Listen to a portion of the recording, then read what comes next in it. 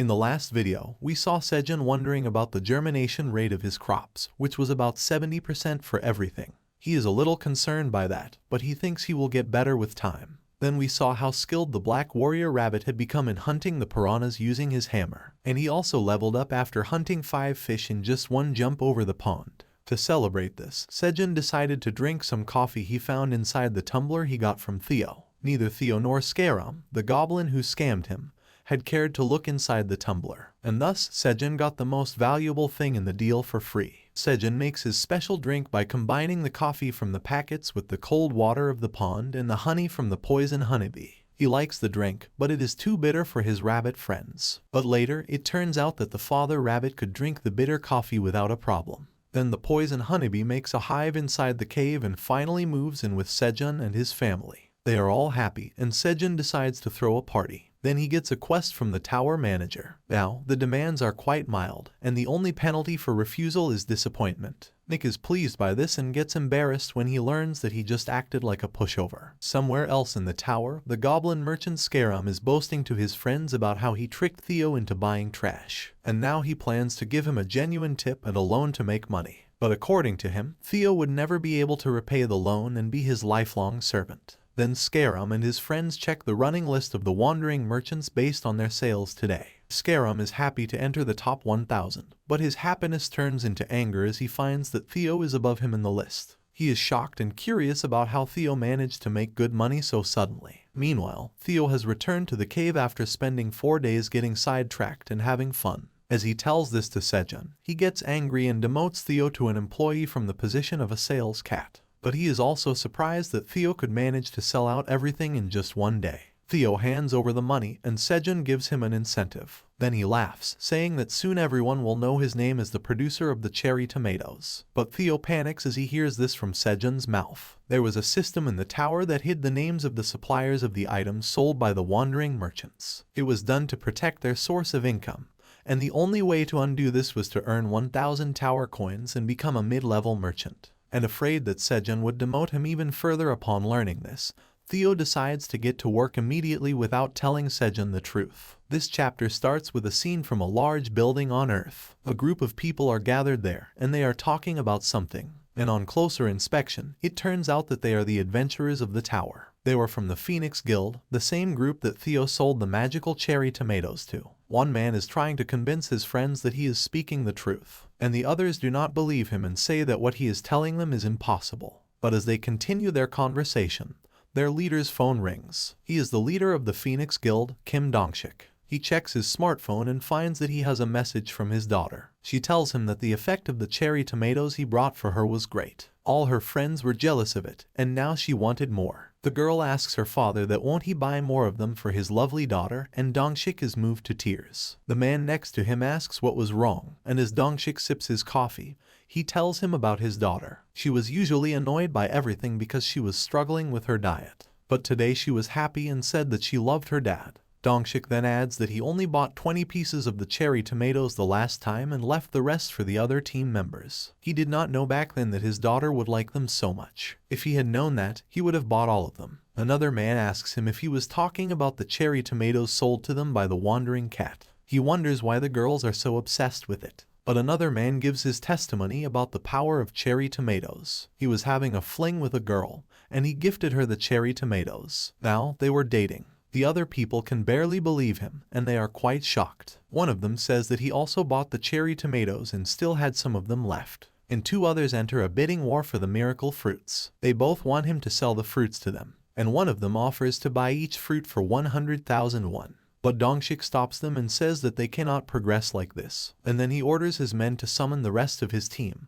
They are going to the 38th floor right now. Dongshik is serious, but his underlings are confused. They think that it has not been long since their last expedition, and it was not easy to go on one again. A lot of people would complain about this decision, but that is what the boys think. And as they are saying this, the girls also come into the room, and they say that they are ready to go. The boys look around and find that Jessica and other girls are raring to go. They were wearing clothes to show off their slim waists and striking poses to highlight their weight loss. One girl says that they had already prepared the tower coins to buy the cherry tomatoes, but she stops herself before she can complete the sentence and says that she means they had collected coins for the expedition. Jessica also makes the same fumble when she says that they were ready for cherry tomatoes. She then corrects herself and says that they are ready to defeat the spider monsters. That is all Dongshik needs to hear, and he issues a command to his team to follow his lead. The boys are excited to go on the expedition, and the girls are super excited for the cherry tomatoes. And as Dongshik leads his group, he thinks that he will get those magical cherry tomatoes and become a great dad, no matter what it takes. Next, we see the scene inside the tower. Theo is roaming the middle levels of the tower as he sighs about his goal. He wonders when his sales amount will reach 1,000 tower coins. He looks quite dejected and tired.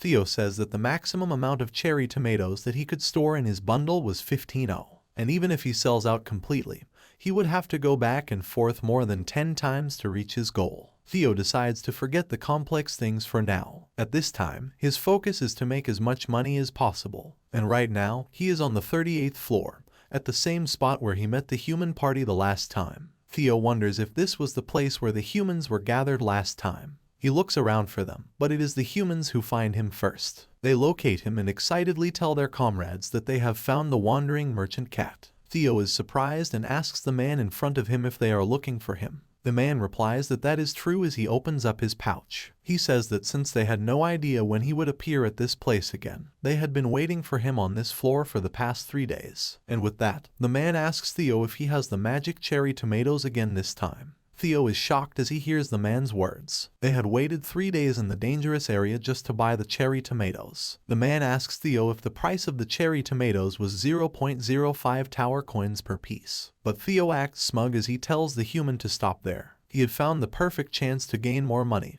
and he was not going to let it slip. Theo says that the price of the tomatoes had already gone up. The man is shocked as he hears about the hike in price, and the commotion attracts Dongshik's attention. He comes forward and asks if anything is happening here. The man tells Dongshik that the price of the magical cherry tomatoes has gone up. Dongshik gets to business and asks about the new price, and Theo says that it's 0.07 tower coins now. But contrary to his cool and confident act, he is nervous inside. He wonders if he raised the price too much, but it turns out that his price was not a big deal when compared to the value of his product. Dongshik says that if that were the case, he would like to buy 200 fruits. He drops a pouch of tower coins in front of Theo, who is shocked. Even the other team members think that the price was justified. They say that it would be weird if such a great item was sold at a low price, and they think that if they fail to buy the cherry tomatoes this time, there is no telling when they will next come to market. With that, the people start demanding the amount of fruit they require. After a while, Theo is yet again sold out. He is glad, but he is also surprised that it was too easy. His basket is empty, and in front of him are pouches full of tower coins. Some are even on the floor. Even though he had raised the price, all 15 cherry tomatoes were sold out in a flash. As Theo is busy contemplating his situation, Dongshik asks him when he will appear again. Theo asks him if he would wait for him in this place again, and if that were the case, he would be back in about 10 days. Dongshik is pleasantly surprised to hear that answer. He says that 10 days is a perfectly reasonable time to regroup after completing a quest, and he tells Theo that they will be back to buy more cherry tomatoes after 10 days. With that, Dongshik commands his team to get ready. He tells them that they will now finish the spider quest and be on their way out of the tower, and his team members are also ready for the action. Theo laughs inside as he realizes that he has now found regular customers. At this rate, gathering 1,000 tower coins was not so far away. He thinks that he needs to quickly become a mid-level merchant by acquiring 1,000 tower coins. Then he can uncover the name of Sejun as his vendor and get back his title as the sales cat. But as he is about to leave, someone interrupts him. A group of girls is excited to talk to Theo, and they call him Mr. Cat. Theo is curious about what they want, and the girls start talking among themselves. One of them says that they look really similar, and the other one also agrees with this. But Theo interrupts them and says that his name is not Mr. Cat, it is Theo. The girl in front apologizes and introduces herself as Suha. Then Theo asks her what she meant by look-alike, and Suha replies that Theo looks like a cat she knows. He tells her that she must be mistaken. He says that he is the only handsome cat in the world. With that, Theo turns around and says that he was busy, so he will get going. But as Suha frantically searches for something in her purse, She asks Theo to wait a minute. She takes out a long red packet from her purse, and Theo looks at it, wondering what it was. The girl asks him if he would like to eat churu, which is one of the famous Korean cat snacks. Even as Theo opens his mouth to take a bite, he asks the girl what a churu is. He says that he does not eat anything except grilled fish, but he stops before completing his sentence as he takes a bite. He is overwhelmed by the deliciousness of the snack. He takes it in his hands and cannot stop licking it as he praises it. He asks what this flavor he was eating is. Even though it smelled like fish, it had a nutty flavor and it melted in his mouth. Theo immediately finishes the packet and then asks Suha if she has more. She is holding more packets in her hand, and she tells Theo that she had different flavors with her. He excitedly asks her to give him more, but Suha laughs and says that she will give it to him if he takes a photo with her. Theo immediately agrees to her request, not even knowing what a photograph is. In return, he wants all the churu packets. The girl takes out her smartphone and tells Theo to just look at the screen and say peace. He strikes a pose alongside the girl, and the photo is clicked. Theo leaves happily while licking the churu packets, and Suha waves goodbye to him. Her friends are surprised, and they say that it was the first time they saw someone bring cat snacks inside the tower. But she asks Suha if she found Theo cuter than what everyone said. The other girl also says that it was nice to see Suha smile like that. She asks her if she would come here to see Theo the next time too. Suha smiles as she looks at the picture she clicked with Theo, and she says that she will surely come again. Now, we are shown the scene of Sejun's cave. The black warrior rabbit is in the water, and Sejun is encouraging him. He was giving the black rabbit special swimming training right now. Sejun asks the readers if they are afraid that it would be dangerous because of the piranhas. But it seems like that is not the case. Other rabbits are also watching the black rabbit from the sidelines. Sejun tells him to relax his body and stretch the floating tube made with green onion leaves forward. The rabbit follows his instructions, and Sejun says that he is doing a nice job. He then tells us that, for safety reasons, he had temporarily blocked the holes from which the piranhas came. He was in the water too, and even though he had checked the effectiveness of his block a few times, he was still nervous. The black rabbit has gotten good enough, and now Sejun wants him to practice swimming without his floating tube. Sejun then says that this was a great development compared to the time when the black rabbit almost died by jumping in the water as he was too happy after leveling up. Sejun says that he was astonished because he thought the rabbit was going to be eaten by piranhas. Sejun remembers the scene vividly. The black rabbit was floating on his belly inside the pond,